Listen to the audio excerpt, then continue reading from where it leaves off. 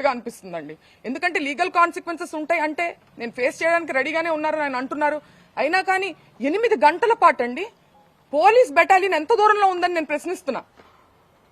చంద్రబాబు నాయుడు గారి గృహం ఎంత దూరంలో ఉంది?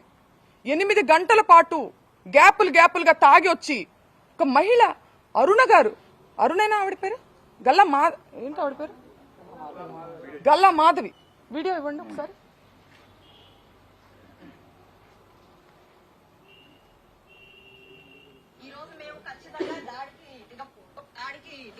మేమందరం కూడా ఈ రోజు మేము ఖచ్చితంగా దాడికి దిగబడ్డాము. మేమందరం కూడా ఈ రోజు మేము ఖచ్చితంగా దాడికి దిగబడిందంట ఆవిడ దాడికి దిగబడ్డారంట.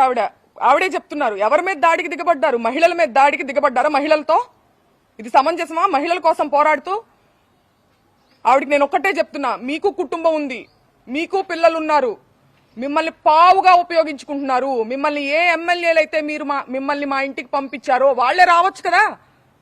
వాళ్ళు రాకుండా మిమ్మల్ని పంపించారంటే మిమ్మల్ని బలిపశువుని చేస్తున్నారు. 40 ఏళ్ల రాజకీయ అనుభవం ఉంది మా నాన్నగారికి. నా చిన్నప్పటి, నేను పుట్టిన సంవత్సరానికి ఆయన ఎమ్మెల్యే. నా చిన్నప్పటి నుంచి నేను రాజకీయాలు చూస్తున్నా. ఎన్నో గొడవలు చూసాం, పోలీసులు చూసాం. కానీ ఇంత నీచమైన రాజకీయాన్ని ఎప్పుడు చూడలేదు. నేను గల్లా మాధవ్ గారికి చెప్తున్నా, మీ కుటుంబం లేదా?